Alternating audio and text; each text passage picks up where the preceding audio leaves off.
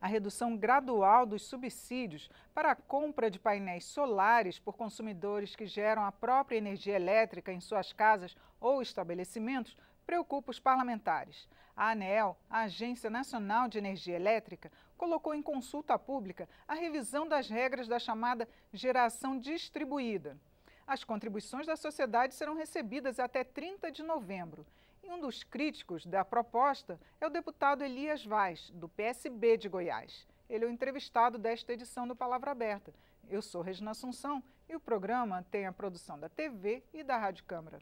Bem-vindo, deputado Elias. Olá, Regina, é uma grande satisfação estar aqui com você. Mas deputado, aumentou, praticamente dobrou em 6 meses o uso, a compra dessas placas de energia solar, ou seja, dos consumidores que estão gerando sua própria energia. A que o senhor atribui, no caso, o governo passar a querer diminuir esse incentivo que as pessoas recebem? Bom, basicamente a defesa dos interesses das empresas concessionárias. Não tem outra explicação. Se a gente for olhar, essa questão da produção de energia solar, ela tem vários aspectos que são extremamente positivas, né? Vamos pegar primeiro essa questão ambiental. E é preciso sempre resgatar que a questão ambiental é uma questão de interesse público. Para quem usa a energia e para quem não usa, porque preservar o meio ambiente é um bem de todos, claro, né? Então, primeiro, esse ganho que você tem com a produção de energia solar, né? A segunda, evidentemente, há um problema também que nós temos hoje, que é um problema da falta de capacidade do governo, né, pela crise fiscal que nós vivemos hoje, em fazer investimentos, né? O governo tem para o ano que vem, na verdade, 19 bilhões para fazer todo o investimento. Quer dizer, a usina de Belo Monte custou aí quase 40 bilhões de reais. Então, nós não temos condições de hoje para fazer. Com teto de gastos. Exatamente. Então, não temos capacidade de fazer. A energia solar, ela é produzida com custo zero para o Estado, né? Então, ela é uma energia limpa, do ponto de vista ambiental é maravilhoso, e você tem, na verdade, um investimento zero. Você não precisa aumentar impostos, você não precisa o Estado gastar com esse tipo de investimento, né? Inclusive, o incentivo não é fiscal, não é? Você podia até explicar para a gente como é que é esse incentivo. O incentivo que tem hoje, basicamente, que eles estão querendo reduzir, é o seguinte, porque hoje, até por uma questão de otimizar o que é produzido pela energia solar, isso todos os países, vários países do mundo adotam esse sistema. Por exemplo, eu tenho energia solar na minha casa, então de dia, às vezes, eu não estou lá, né? Então, evidentemente, eu estou usando essa energia. Então, até para otimizar essa produção, joga na rede. Então, o excedente. Aí o excedente. Eu crio um crédito, esse crédito eu posso usar depois. Então, é basicamente isso. E eu posso usar depois numa relação de 1 por 1. Então, se eu jogo 1 kW, por exemplo, eu vou usar também 1 kW. Então, eu vou ter essa mesma relação. O que o governo, o que a agência está propondo, né? Se eu, por exemplo, tiver uma produção de 100 kW, né, eu vou poder pegar apenas 38 kW. 62, né, seria uma espécie de um pedágio. Quer dizer, é um grande absurdo isso. Um né? imposto, praticamente. Exatamente. O imposto assim, é quase uma desapropriação, é uma coisa absurda, confisco, né? Porque você está confiscando a grande parte, quer dizer, que quase 2/3 vai ficar, na verdade, para a empresa concessionária. Né? Mas o governo tem algum custo em utilizar a energia excedente? Não tem custo. Se você for olhar bem, tudo positivo. O que eles alegam é que com o aumento, né, do número de pessoas que vai passando a usar energia solar, nós vamos ter menos pessoas, a quantidade de pessoas que estão no sistema comum, vamos dizer assim, né, nesse padrão, né, eles vão diminuir e, na verdade, aquele custo de manutenção vai ter que diluir no número menor de pessoas. Esse é um problema que pode acontecer no futuro, e é verdade, mas quase todos os países só, na verdade, mudaram as regras para que o sistema de energia solar pudesse também contribuir com essa rede, quando chegou no mínimo a 5%. E o nosso aqui hoje, é 0,2%. Né? Então, o número de propriedades que nós temos hoje de energia solar. Então, está muito cedo. Né? Então, na verdade, com essa atitude, a agência ela está querendo impedir o crescimento dessa atividade, né, que é uma atividade econômica importante, que gera emprego, mas fundamentalmente ela tem um aspecto também ambiental, né, para atender os interesses das concessionárias. Tanto é que foi a pedido delas que eles estão fazendo, reconsiderando isso. Né. Eu tenho uma experiência, por exemplo, em Goiás. Né. Em Goiás nós temos uma situação que lá foi privatizado. E nós temos o pior serviço do país, segundo a própria agência, e um das tarifas mais altas.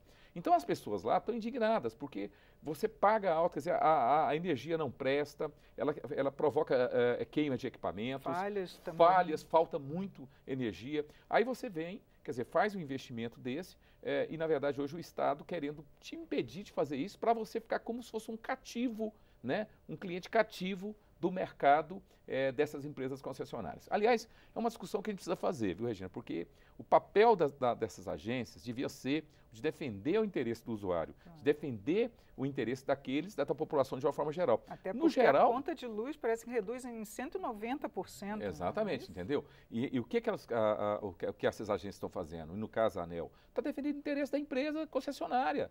Quer dizer, parece que só tem um olhar para isso, né? Não defende realmente o interesse da sociedade. Então, isso é muito grave, né? Basta ver o seguinte, eles estão falando preocupado para dizer assim, isso vai gerar um custo, porque vai produzir energia. Olha, produzir energia hoje pode significar, por exemplo, não cobrar essa política tarifária de bandeiras, né? Que na verdade, que acontece exatamente no momento que nós temos aí, que eles chamam de risco hidrológico, né? Gosto de falar nome difícil, porque na verdade é falta de chuva, né?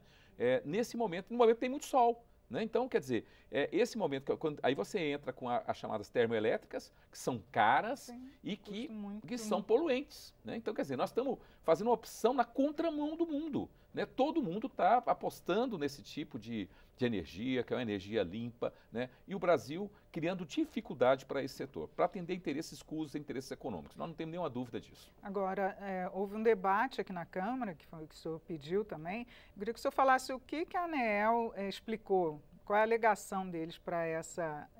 É difícil explicar o inexplicável, viu, Regina? Esse que é o problema, né? Nós tivemos uma participação expressiva na Comissão de Minas e Energia, nós fizemos um requerimento, né, junto com outros colegas deputados, e só para você ter uma ideia, nós tivemos a inscrição para poder falar 46 deputados. Sabe quantos questionaram e foram contra essa medida da ANEEL? Todos, 100%, né? Quer dizer, os 46, independente de questão partidária. Teve um deputado do PSDB que falou para ele, vocês conseguiram unir os partidos aqui, que é impressionante. Aliás, eu até entrei com um novo requerimento, né, que a gente pegou a assinatura, na verdade eu tive a iniciativa, porque foi a assinatura dos líderes, né, para que a gente tenha uma comissão geral, que na verdade é a gente levar essa discussão para o plenário. Um grande Até debate exatamente, trazendo a agência, e a gente pensa que até se a agência tiver um mínimo de sensibilidade e pensar um pouco na sociedade, ela vai rever sua posição e na verdade, suspender essas ações. Quer dizer, não pode o interesse do poder econômico dessas empresas concessionárias de energia elétrica no país prevalecer sobre o interesse da população. Isso não pode acontecer.